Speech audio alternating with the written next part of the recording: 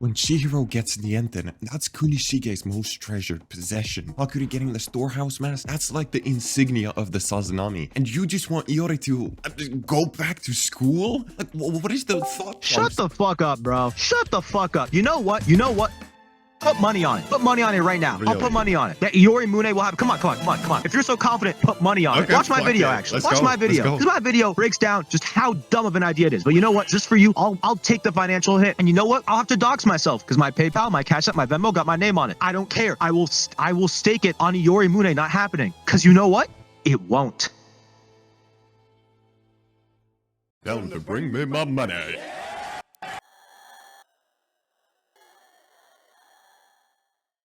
First and foremost, no, I'm not back, but I am making an exception. Beyond wanting to flex my newly gained generational wealth, this chapter is kind of ballistic. But unlike every single chapter in this manga's history, it's one that doesn't need a full comprehensive review. Everything dwindles down into 3 main moments, and leaving Yorimune last, there's no place better to start with than the first. Kunishige has, for good reason, been under heavy scrutiny, both due to his creation of katana in nuclear form and because he dared to treat Okamura as his most trusted ally.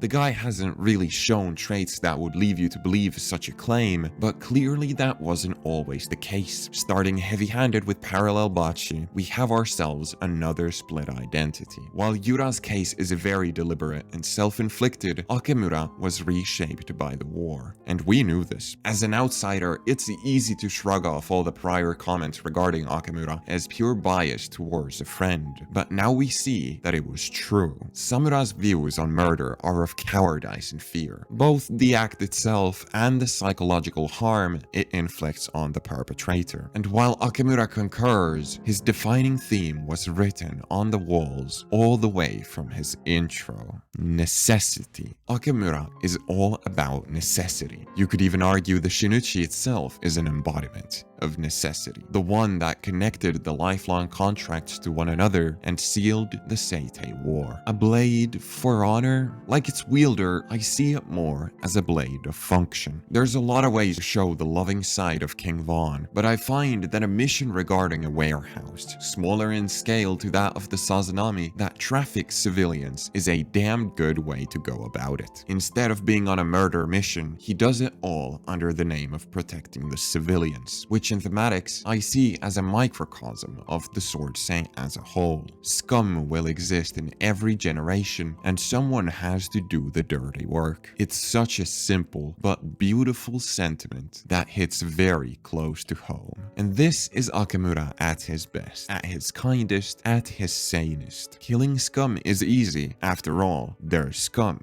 Yet the war wasn't about these scum. We know fair well that they were a regular kind of people. Yet even amidst the ranks of the warriors, the elite and the soldiers, I sincerely believe there were a lot of people like them. Like Samura, like Uruha, like Okamura. Morally burdened individuals who see no redemption beyond protecting their people by becoming brittle-hearted murderers. Even now, Okamura has great awareness of not harming anyone who hasn't taken part in all this, because it's the only code of conduct that he knows. But if there was one thing that could change him from a literal bright-eyed young man looking forward to the future to a soldier who was okay dying in the pitch-black void, it'd be the realization that he wasn't waging war against scum, but like-minded individuals. My thoughts regarding the Seitei War reign ever as true. If anything, they gain more validity by the moment. When there's a story to be told even before the war, that's how you know we have a monumental arc in the making. Samura has long since talked about being chained to a curse. It's the title of hero that binds them. It's the sin of the cleansing they've kept hidden. And now it becomes the main salvation for Okamura. Rather than just defining an objective hands-on goal like destroying the Shinichi or slaying the Sword Saint, we take it up a philosophical notch by talking about chains and ridding oneself of them. Samura's fate ends in his demise, but does being freed from the curse of war have to be death? Okamura's grave is as good as confirmed due to his grave sins, but say for example Subaru or the famed Pinky, who are still bound by that same curse. Does their fate have to end the same way? Like Samura, Uruha was battling with a deep darkness after losing Kunishige, and with him, the will to live.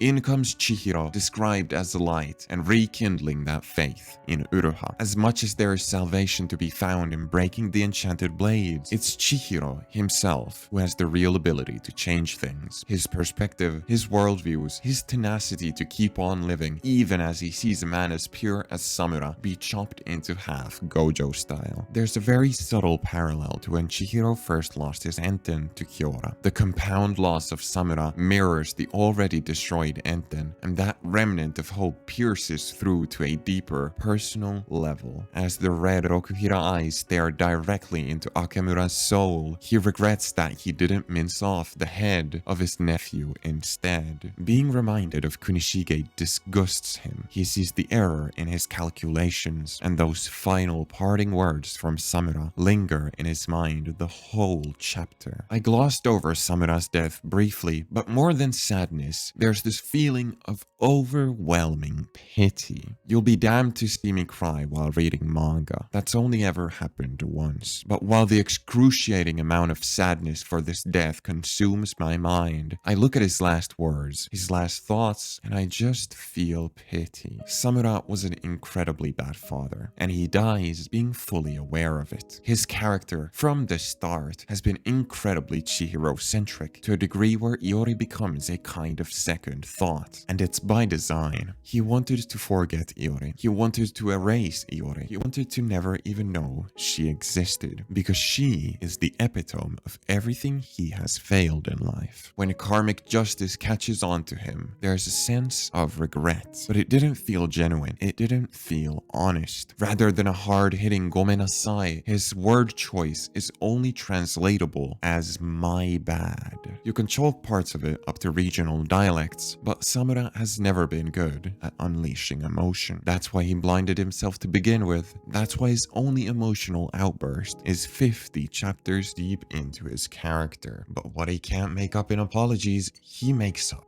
in action. There's a strong sense of phoenix symbolism all around with this death, be it the blazing glory that he dies in or the ash that he dusts into. Does this mean a legitimate revival? No. The phoenix is a symbol of immortality, a symbol of the Tobimune. But everything about this death feels incomplete, and I imagine it's by design. Sojo's explosion felt final. Kyora's tug of war felt final. Both of them have a sense of conclusion, but this one leaves everything in an unfinished state. Like there's still a final scene to be had with Yori, the Tobimune, and the spiritual remains of Samura. Final parting words, the realization, the cry, and the curtain call. Hokazono is Naruto in the most Naruto ways possible, after all. And that brings us to Yorimune, by far one of the most controversial things to ever be discussed in the community. But let's get one thing straight first. Yori grew up with Samura and practiced the art of the sword on her lonesome. She's a, dare I say, master of the Ei White purity. Someone who not only mimics Samura's perfect grip and finger positioning, but adds her own non-lethal twist to it. Her memories are fully back. Everyone knows of her existence. Without proper self-defense, she'd be the target of every crime organization in the country. Most of the backlash came from everyone reluctant to see Seiichi die after his long arc. But that's tragedy for you. Nobody ever wants it, but that's exactly what makes it so poignant. Another concern is that Yori would be contracted to Okamura because of the chain link. That doesn't track with how Enchanted Blade contracts are framed. While not confirmed, they're clearly strongly tied to an individual's nervous system. Rather than the blade itself serving as the core, it's the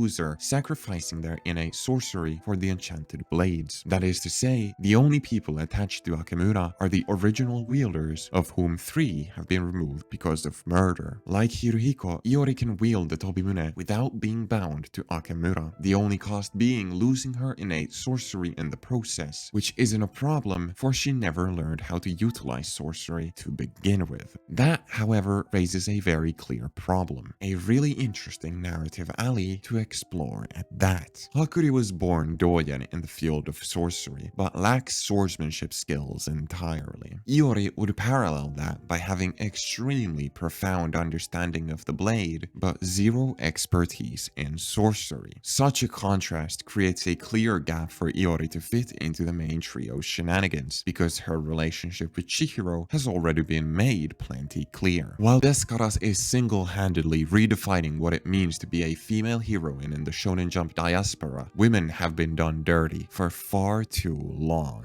Eiichiro Oda has great writing here and there, but suffers from problems I can only call caveman slobber gooning. Kubo has created some fantastic female characters, but relies a little too much on boobage for visual intrigue. And Kishimoto is Kishimoto. What I'm trying to say is, Yori has the seeds planted to become generational. The enchanted blades have been ruined in reputation by the handling of Sojo and the Rakuzaichi massacre. The same way Chihiro rewrites the history of the Cloud Gouger, Yori now has the ability to completely change perception on the Tobimune. And considering Okamura's greater goal in society is to now make the world realize the power of the enchanted blades, her view would be completely contrary. The Tobimune had to survive, because while the Enten was the answer, Tobimune is the counter. It's the one thorn in Okamura's side that won't disappear however hard he tries, and it's the exact reason Samura's final act, his last spiritual energy, was spent on a singular crow feather to teleport it away. Because otherwise, what would have stopped Soga from breaking it, ending the legacy of the Tobimune, the phoenix who spares mercy to all, for good? It might seem selfish to burden Yori with the world of the past, but is that really what's happening? Serving more as an apology, a way for Yori to not just reclaim her life, but give her the power to decide what to do with it. The way the Tobimune sits inserted into the ground like Arthur's sword feels like a grave. This is the deathbed of Seiichi Samura, but like any sword, you can pick it up, wield it, and just like Chihiro, be connected to your father because of it. What they carry is the future. What they do with it is their choice.